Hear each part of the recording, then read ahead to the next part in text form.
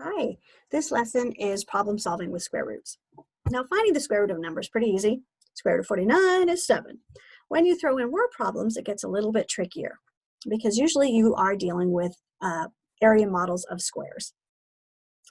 So we're going to take just a step back and we're going to do a quick reminder that when you have the area of a rectangle, you know that it's length times width or height times base. When you're dealing with a square, your height and your base are the same. So that's why we have the same variable, because they have the same value. Quick reminder that the inside is the area. Okay, if we're taking notes, the square root of the area is A, and S is your side length. If we were going to write that, it would be side times side equals area, or area equals side squared. And that's what we're going to be working with our word problems today. Okay, so here's example 1. A karate match is held on a square mat that has an area of 625 feet squared. What is the perimeter of the mat? Well, let's look at what we have. We have a square mat. We have an area of 625 feet squared. We have a perimeter. Okay, well, we haven't talked about perimeter. Quick reminder that your perimeter is the 4 sides added together. Okay, what that looks like mathematically, P equals side plus side plus side plus side. To make it a little bit easier, we're going to make it be perimeter equals 4S, 4 times your side. We're going to hold on to that, come back to it in a minute. Okay, now when we're going to find the side length in order to find the perimeter. I recommend that whenever you're dealing with an area model or a formula in math, write that formula. So then you can substitute what you know back into the formula and it'll make it easier to solve. So we have an area of 625 feet. We have a side length that we don't know, so we leave the variable. Now this side, we have s squared, and to isolate this s, we need to do the inverse of squaring, which is square rooting. And then what we do to one side, we do to the other. So we're going to square root both sides. And of course, squaring and then square rooting will leave this variable by itself, and then we find the square root of 625, which I hope you all found was 25. Great, we're not done. Remember, we need to find perimeter, not side length. And I'm going to go back over here, not go back, I'm going to go over here. And our perimeter is 4 times S. Okay, well, we have our S. We're going to take it and put it in for this. All right, so 4 times 25, our perimeter is 100 feet. All right, problem 1, done. Now we're moving on to problem 2. Again, an office building has a square courtyard with an area of 300 feet squared. What is the approximate length of one side of the courtyard? All right, let's look at this. We have a square courtyard. We have an area. Oh, we're just trying to find the length of one side.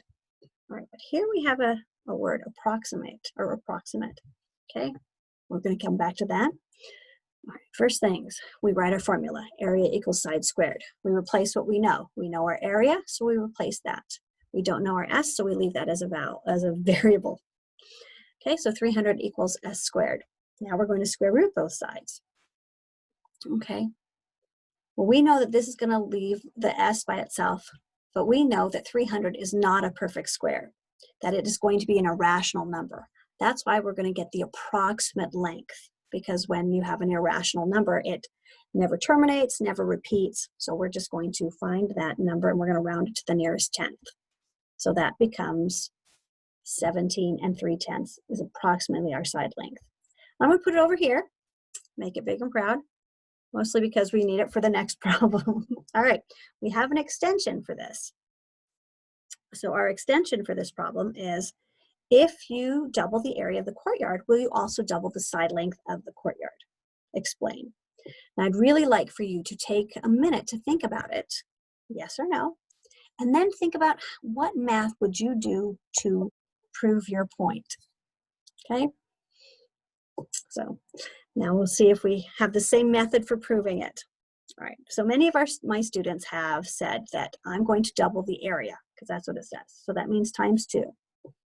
All right, we need to find out what the side length is when we double the area. So we're going to square root both sides, and we get that the side length when you have an area of 600 is approximately 24.5 feet.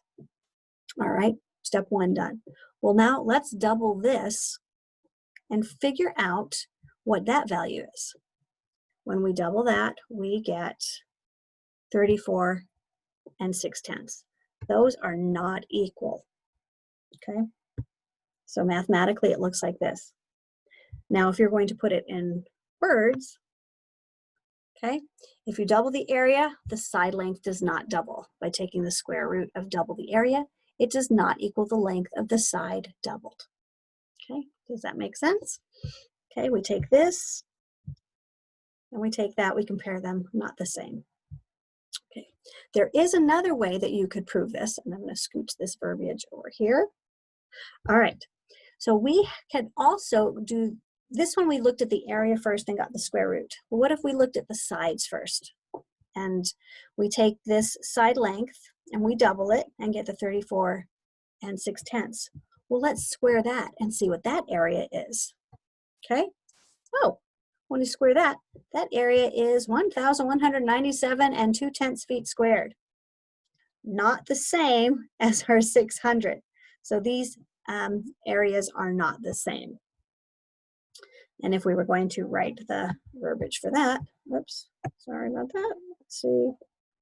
No, doubling the area will not double the side length. If you double the original side length and square it, you get 1,197 feet squared. When you compare it to double the original area, which is 600 feet squared, you can see that these values are not equal. All right. Now, here's the bigger question, not the bigger question, an additional question. Why is it that when you double the area, you get this, but when you double the sides and square them, you get an area of almost twice that? That's for another video. All right, thank you very much for watching.